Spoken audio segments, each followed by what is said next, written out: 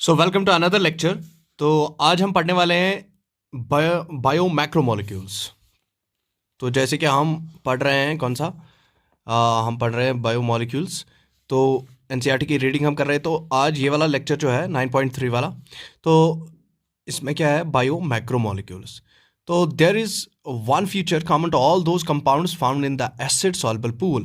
कहता है कि एक कॉमन चीज़ उन सब कंपाउंड्स में पाई जाती है जो किस में पाए जाते हैं, एसिड सॉल्युबल पूल में।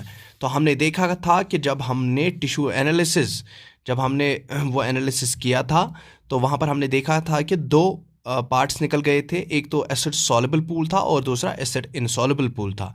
तो एसिड सॉल्युबल पूल में जो भी कंपाउंड नज़र आते हैं हमें किस में, एसिड सॉल्युबल पूल में, तो उनमें एक कॉमन क्या है, उनमें एक कॉमन फीचर है। उनमें कौन सा कॉमन फीचर है? They have molecular weights ranging from 8 to around 800 daltons. तो हमारा नीट का क्वेश्चन बन गया कि जो एसिड सॉल्युबल पूल में जो कंपाउंड्स पाए जाते हैं जिनको बेसिकली हम माइक्रो बायोमोलिक्यूल्स कहते हैं, उनका मॉलिक्यूलर वेट कितना होना चाहिए? 18 टू 800 डाल्टन्स। तो 18 टू 800 डाल्टन्स किनका मॉलिक्यूलर वेट होता है? Micro biomolecules are the organic compounds which are found in the acid soluble pool. The acid insoluble fraction, उसके बाद क्या लिख रहा है कि कह रहा है कि जो एसिड इनसॉल्युबल फ्रैक्शन होता है उसमें 4 किस्म के ऑर्गेनिक कंपाउंड्स पाए जाते हैं। कौन कौन सा ऑर्गेनिक कंपाउंड पाया जाता है एसिड इनसॉल्युबल पूल में? एसिड इनसॉल्युबल पूल को हम रिटेंटेट भी कहते हैं। उसमें पाए जाते हैं प्रोटीन्स, न्यूक्लिक एसिड्स, पॉलीसेकेराइड्स और लिपिड्स। ठीक है, तो प्रोटीन्स भी हो गए, कम्प्लेक्स हैं ये, nucleic acids, polysaccharides, that means इनका मॉलिक्यूलर वेट 800 डाल्टन से ज़्यादा होगा, क्योंकि 800 डाल्टन तक जिनका मॉलिक्यूलर वेट है वो किस में पाए जाते हैं? एसिड सॉल्युबल पूल में पाए जाते हैं। और जिनका मॉलिक्यूलर वेट कितना होता है, मोर देन 800 डाल्टन, वो पाए जाते हैं acid insoluble fraction, that means retentate में, जिसमें प्रोटीन्स, न्यूक्लिक एसिड, पॉलीसेकेराइड्स और लिपिड्स आते हैं। These classes of compounds with the exception of the lipids have molecular weight in the range of 10,000 daltons। देखो एंड अबव एक और NEET का question बन गया हमारा कि एक्सेप्ट द लिपिड्स के बगैर, चाहे प्रोटीन्स, न्यूक्लिक एसिड और पॉलीसेकेराइड्स, इनका मॉलिक्यूलर वेट होता है, कहाँ से रेंज होता है इनका? 10,000 डाल्टन्स एंड अबो। तो मोर देन 10,000 डाल्टन्स और उससे भी ज़्यादा जिनका मॉलिक्यूलर वेट है, they are called as they are found in the acids insoluble fraction, और इन्हीं को हम क्या कहते हैं? Bio macromolecules. तो ये हो गए मैक्रो बायोमोलिक्यूल्स और बायो मैक्रोमोलिक्यूल्स जिनका मॉलिक्यूलर वेट कितना होता है? More than 10,000 daltons. ठीक है, एक्सेप्शन किसका है? खाली लिपिड का। क्यों एक्सेप्शन है? क्योंकि जो लिपिड होते हैं, लिपिड्स में मॉलिक्यूलर वेट होता है 18 से लेकर 800 डाल्टन्स। तो ये आने थे किसमें? एसिड सॉल्युबल पूल में। लेकिन ये किसमें फाउंड होते हैं? एसिड इनसॉल्युबल फ्रैक्शन में, रिटेंटेट में। क्यों? क्योंकि ये एग्रीगेट्स बनाते हैं, ये वेसिकल्स बनाते हैं, ये एग्रीगेट्स बनाते हैं, ये बाकियों के साथ मिलते हैं। तो जिसकी वजह से इनका मॉलिक्यूलर वेट क्या हो जाता है? बड़ा हो जाता है, और ये क्रॉस नहीं कर पाते हैं किसको? उस फिल्टर जो हमने कॉटन का वो रखा था उसको ये पास नहीं कर पाते हैं, और ये रिटेंटेट में ही फाउंड होते हैं। फॉर दिस वेरी रीजन, तो इस रीजन के लिए इनको हम कहते हैं बायोमोलिक्यूल्स।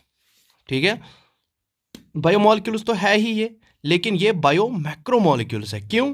पहले लिखा है कि for this very reason biomolecules, that is chemical compounds. कहता है कि जो बायोमोलिक्यूल्स होते हैं, केमिकल कंपाउंड्स होते हैं, found in the living organisms are of 2 types. तो कहता है कि जो इस रीजन के लिए, मतलब वहाँ पर हमें रिटेंटेट में भी मिलते हैं और एसिड सॉल्युबल पूल में भी ऑर्गेनिक कंपाउंड्स मिलते हैं। इन ऑर्गेनिक कंपाउंड्स को हम क्या कहते हैं? बायोमोलिक्यूल्स। कहता है कि जो इनकी केमिकल कंपाउंड्स जो फाउंड होते हैं लिविंग ऑर्गेनिजम्स में, ये 2 किस्म के होते हैं। One, those which are have molecular weight less than 1000 dalton and are usually referred to as micro biomolecules. तो कहता है कि वो बायोमोलिक्यूल्स, वो ऑर्गेनिक कंपाउंड्स जिनका molecular weight less than 1000 dalton होता है, दैट मीन्स जिनका molecular weight less than 1000 dalton होता है, उनको हम माइक्रो मॉलिक्यूल्स और सिंपली बायोमोलिक्यूल्स, माइक्रो बायोमोलिक्यूल्स कहते हैं। While those which are found in acid insoluble fraction, लेकिन जो हमें पाए जाते हैं कहाँ पर, एसिड इनसॉल्युबल फ्रैक्शन में, उनको हम क्या कहते हैं, उनको हम मैक्रोबायोमोलिक्यूल्स कहते हैं या बायोमैक्रोमोलिक्यूल्स कहते हैं। The molecules in the insoluble fraction with the exception of the lipids are polymerous substances.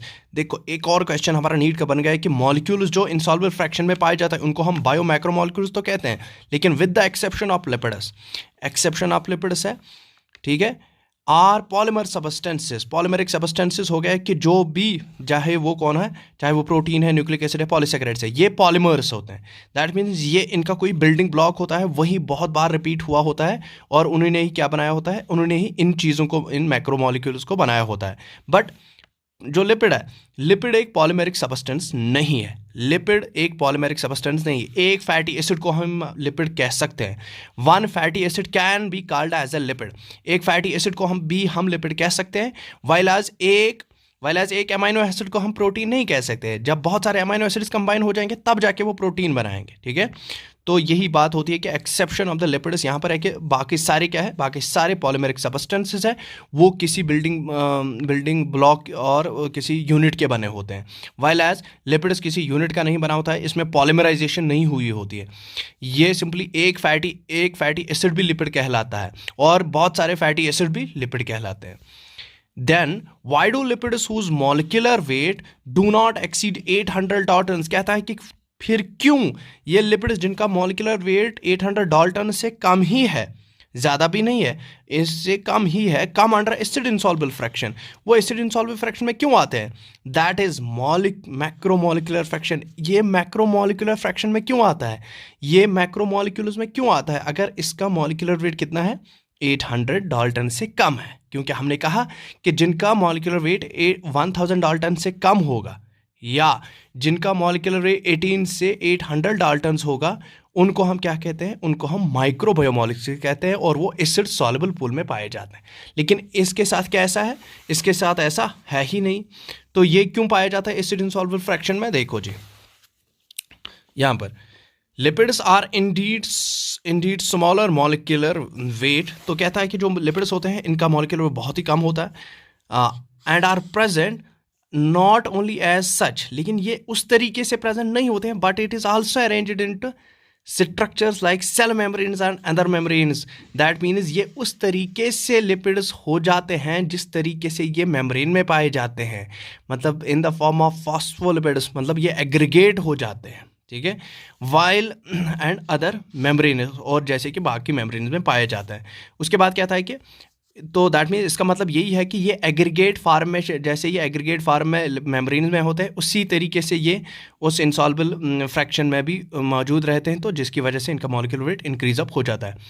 When we grind a tissue, कहते हैं कि जब हम एक टिश्यू को क्या करेंगे, ग्रिंड करेंगे, ठीक है, ग्रिंड मतलब उसको पीसेंगे, तो क्या हो जाएगा, we are disrupting the cell structure. हम किसको डिस्टर्ब कर रहे हैं, सेल स्ट्रक्चर को।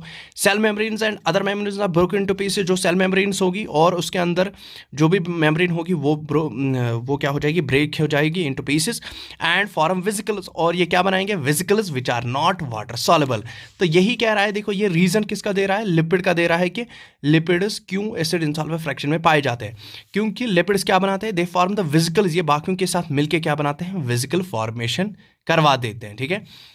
क्योंकि वहाँ पर जब एसिटिक एसिड हमने डाला तो उससे कुछ ब्रेक डाउन भी हो गया है, लेकिन जो वेसिकल्स हैं, जो ये लिपिड्स हैं, लिपिड्स ने क्या किया, लिपिड्स ने वेसिकल्स बना दी।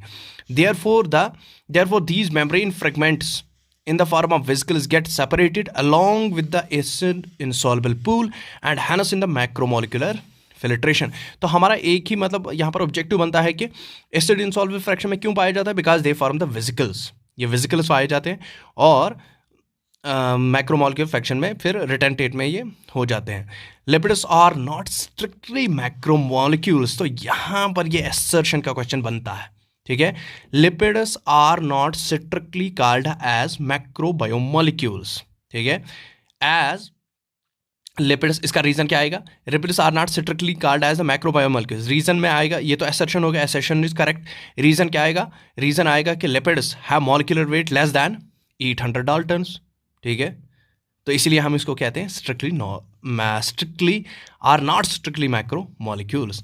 The acid soluble pool represents रफली द साइटोप्लाज्मिक कंपोजिशन। जो एसिड सॉल्युबल पूल होता है वो जैसे कि साइटोप्लाज्म में जो ऑर्गेनिक कंपाउंड्स पाए जाते हैं उसी तरीके से उसकी भी कंपोजिशन, एसिड सॉल्युबल पूल की कंपोजिशन वैसे ही होती है। The macromolecules from the cytoplasm and the organelles become the acid insoluble pool. जो मैक्रोमोलिक्यूल्स होते हैं जो साइटोप्लाज्म में होते हैं और जो ऑर्गेनेल्स में होते हैं वही क्या बनाते हैं, एसिड इनसॉल्युबल फ्रैक्शन बनाते हैं। Together they represent the entire chemical composition of the living tissue और ऑर्गेनिज्म। और ये एक साथ मतलब मैक्रोमोलिक्यूल जो साइटोप्लाज्म और ऑर्गेनिज्म में पाए जाते हैं ये एसिड इनसॉल्युबल पूल में भी पाए जाते हैं। तो ये एक दूसरे के साथ मिलके क्या बनाते हैं, composition of the living tissues और organisms. In summary if we represent the chemical composition of the living tissue from abundance point of view and arrange them class wise, we observe that the water is the most abundant chemical in the living organism. तो अगर हम analyse करेंगे abundance of point view पर, मतलब किस हिसाब से on abundance point of view मतलब अमाउंट किसका अमाउंट ज़्यादा है, तो हमें पाया जाएगा कि लिविंग टिश्यूज़ में सबसे ज़्यादा किसका अमाउंट होता है, वाटर का अमाउंट होता है। और एवरेज देखो यहाँ पर है average composition of cells, water कितना है 70 to 90%, प्रोटीन्स 10 to 15%। तो सेकंड नंबर पर कौन होता है, सेकंड नंबर पर प्रोटीन्स होते हैं सबसे ज़्यादा, कार्बोहाइड्रेट्स 3, लिपिड्स 2, न्यूक्लिक एसिड्स 5 से 7 और आयॉन्स होते हैं 1%। क्लियर है, कल हम प्रोटीन्स पढ़ेंगे।